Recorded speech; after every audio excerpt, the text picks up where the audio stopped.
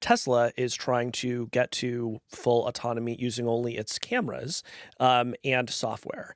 And Andrej Karpathy, the AI researcher, recently said that Tesla was going to be in a better position in the long run because it ultimately just had a software problem, whereas Waymo has a hardware problem, and those are typically harder to solve. I'm curious if you have a view on this, whether you think one company is likelier to get to a better scale based on the approach that they're taking with their hardware and software.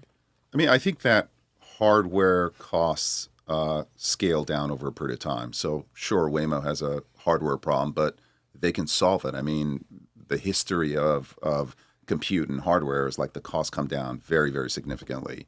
The Waymo solution is working right now, so it's not theory, right? And I think the differences are bigger, which is Waymo has more sensors, has cameras, has LiDAR, so there's a certain redundancy there. Waymo generally has more compute, so to speak. So the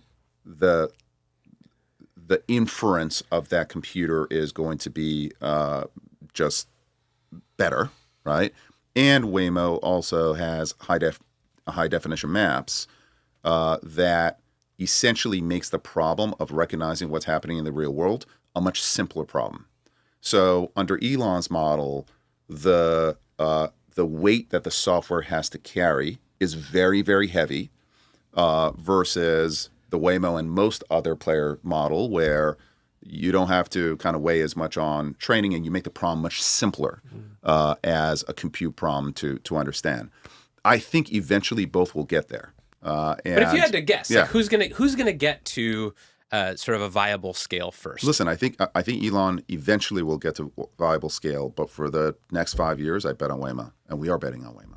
I'll say this. I don't want to get into an autonomous Tesla in the next 5 years. I'm going to let somebody else can test that out. I'm not going to be an early adopter of that FSD's getting pretty good. Have you used it recently? I have not used it recently. It's really good. Yeah? All right. Yeah, it's really good.